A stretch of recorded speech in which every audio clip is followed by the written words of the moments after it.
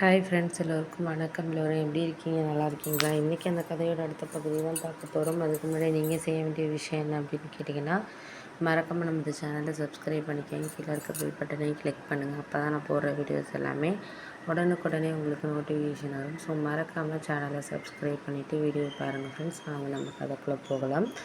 முதல்ல ஒரு விஷயத்த நல்லாவே நான் புரிஞ்சுக்கிட்டேன். ஏன் அப்படின்னா, ஒரு விஷயம் நம்மளுக்கு கிடைக்கிது அப்படின்னா அது ஏதோ ஒரு பயனுக்காக தான் இருக்கும். கிடைக்கலனாலும் அதை நினச்சி நம்ம வருத்தப்பட்டுக்கிட்டு கவலைப்பட்டுக்கிட்டு இருந்தோம்னா நம்மளால் எதுவுமே செய்ய முடியாது அப்படிங்கிற மாதிரி எனக்கு ஒரு விஷயம் தோணிக்கிட்டு இருந்துச்சு. அதனால் நான் ரொம்பவே ஒரு மாதிரி அப்செட்டாக இருந்தேன் அப்படின்னு தான் சொல்லணும். அதுக்கு அடுத்தது அம்மா சொன்னாங்க, இந்த வேலை கிடைக்கலன்னா என்ன, அதுக்காக எதுக்கு நீ ஃபீல் பண்ணிகிட்டு இருக்க, இன்னும் ஒரு நல்ல வேலை கிடைக்கும் அப்படின்னு சொல்லிட்டு அப்படின்னு சொல்லிட்டு எங்கள் அம்மா சொன்னாங்க. அதனாலேயே நான் அந்த ஒரு வேலைக்கு ஏன்னா நான் ரொம்ப ஹார்ட் ஒர்க் பண்ணேன் தான். ஏன்னா நிறைய இன்டர்வியூக்காக ப்ரிப்பேர் பண்ணேன், எல்லாமே செஞ்சேன். ஆனால் என்னால் அப்போதைக்கு அந்த சக்ஸஸ் ஆக முடியல அப்படிங்கிறது எனக்கு ஒரு கவலையாக தான் இருந்துச்சு. ஆனால் இருந்தாலும் அதை நம்ம கொஞ்சம் கடந்து தான் ஆகணும். உண்மைங்கிறத நம்ம ஏற்றுக்கிட்டு தான் ஆகணும். இல்லை அப்படின்னு சொல்லிட்டு நம்ம அதை மறைக்கிறதுக்கு முடியாது. அது மாதிரி தான் எனக்கு அந்த ஒரு விஷயம் இருந்துச்சு.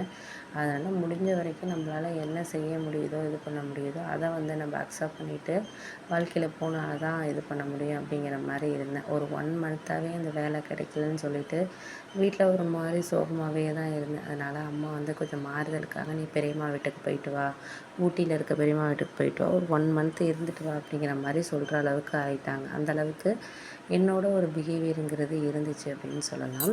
அதனால் அதுக்கப்புறம் சரி ஓகே, நம்மளும் ரொம்ப தான் இதாகிட்ருக்கோம் அப்படிங்கிற மாதிரி எனக்கு தோண ஆரம்பிச்சிச்சு. அதனால சரி நம்ம போய் தான் ஆகணும் அப்படின்னு சொல்லிட்டு நானாகவே கிளம்பி டிக்கெட்லாம் போட்டுக்கிட்டு போனேன். அப்புறம் பெரியம்மாவும் அப்புறம் அண்ணனும் இங்கே இருந்தாங்க. அண்ணி மட்டும் ஊரில் இருந்தாங்க அப்படிங்கிற மாதிரி சொன்னாங்க.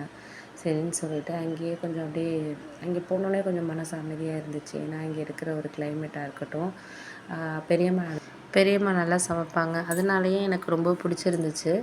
அங்கேருந்து எனக்கு ஒரு சில விஷயங்கள் கொஞ்சம் மனதுக்கு இனிமையாக இருந்துச்சு. இங்கே மியூசிக் பக்கத்துலேயே சொல்லிக் கொடுத்துட்ருந்தாங்க. அதுக்கெல்லாம் போய் பார்க்குறது, பண்ணுறது இப்படி கொஞ்சம் ரிலாக்ஸாக இருந்துச்சு. அப்புறம் பெரியம்மா வீட்டு அண்ணன் கொஞ்சம் கொஞ்சம் அட்வைஸ் பண்ணாங்க. இதுக்கெல்லாம் சந்தியா நீ ஃபீல் ஆகிறது, இதுக்கெல்லாம் ஃபீல் ஆனோன்னா ஒன்றுமே பண்ண முடியாதுடா. நானுமே பார்த்தீங்கன்னா ஃபஸ்ட்டு ஒரு பிஸ்னஸ் ஆரம்பித்தேன். இங்கே காஃபி ஷாப்பு ஒழுங்காகவே ரன் ஆகலை. ஏதோ என் ஃப்ரெண்ட்லாம் ஆரம்பித்தானுங்க, நல்லாவே பிக்கப் ஆகி போணுச்சு பண்ணுச்சு. ஆனால் நான் பண்ணது அந்தளவுக்கு எனக்கு ஒன்றுமே கை கொடுக்கல. அப்புறம் தான் சரி நம்ம படித்த ஃபீல்ட்லேயே போவோம் அப்படின்னு சொல்லிட்டு இப்போ ஒரு காலேஜ்லேயே ப்ரொஃபஸராக ஒர்க் பண்ணிகிட்ருக்கேன். மாதம் ஓரளவு நல்ல ஏர்னிங் வருது. இப்போ ஓரளவு அதுதான் எனக்கு கை கொடுத்துருக்கு. நான் முன்னாடி கிட்டத்தட்ட 3-4 லட்ச ரூபா எல்லாமே இது பண்ணேன் தான்.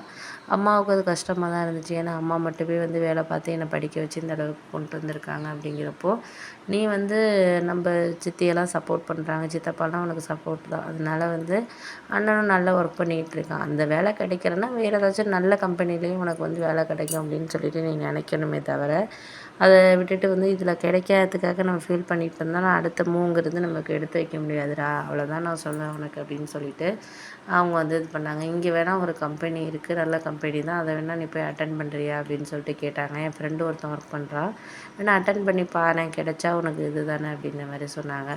இல்லை, நான் எனக்கு ஏற்கனவே அட்டெண்ட் பண்ணி ஒரு மாதிரி இதாகிட்டேன் அப்படின்னோடனே இதுலேயும் நல்ல சேலரி ரேஞ்சு தான். ஸ்டார்டிங்கே 40,000. என் ஃப்ரெண்டெல்லாம் இப்போ 1 lakh வாங்கிட்டு இருக்கான். அவன்லாம் ஒரு 3-4 இயர்ஸாக ஒர்க் பண்ணிகிட்டு இருக்கான். நீ வேணால் ட்ரை பண்ணி பாரு அப்படின்னு சொன்னார்.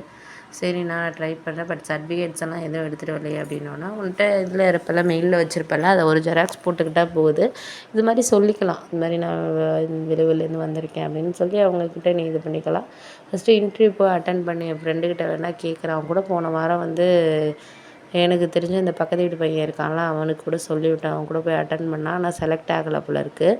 நீ வேணால் ட்ரை பண்ணி பாரு, ட்ரை பண்ணி கிடச்சிச்சின்னா நம்மளுக்கு நல்லது தானே அப்படிங்கிற மாதிரி சொன்னார். சரி ஓகேண்ணா, நீங்கள் பேசுங்க, பேசிவிட்டு எனக்கு சொல்லுங்கள், நான் கண்டிப்பாக போயிட்டு நான் அட்டன் பண்ணுறேன், அட்டன் பண்ணி பார்ப்போம் என்ன கிடைக்கிதுங்கிறத பார்ப்போம், நம்ம முடிஞ்ச வரைக்கும் ட்ரை பண்ணுவோம் அப்படிங்கிற மாதிரி சொன்னோன்னே, அதை தான் நானும் சொல்கிறேன், முடிஞ்ச வரைக்கும் ஏதாச்சும் நம்ம ட்ரை பண்ணுவோம், அது கரெக்டாக நம்மளுக்கு ஒர்க் அவுட் ஆகும், நீ வேணால் பாரு அப்படிங்கிற மாதிரி சொன்னேன். ஆமாண்ணா, நீங்கள் சொல்கிறது கரெக்டு தான்.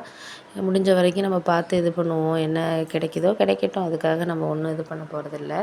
ஏன்னா இதுக்காக இந்த இன்டர்வியூக்காக 1 மந்த்து நான் கஷ்டப்பட்டு ப்ரிப்பேர் பண்ணேன். இதுக்கு நம்ம ஒன்றும் இல்லை. நம்மளுக்கு என்ன தெரியுதோ அதை வந்து இன்டர்வியூவில் சொல்லுவோண்ணே அப்படிங்கிற மாதிரி சொன்னோன்னே அதுதான் கரெக்டு. இப்போ இருக்கிற பற்றியா இந்த மனநிலையில் நீ இருந்தாலே வந்து எல்லாமே வந்து நம்ம சாதிக்கலாமா, நீ ஒன்றும் கவலைப்படாத அப்படிங்கிற மாதிரி நான் சொல்லிகிட்டு இருந்தேன்.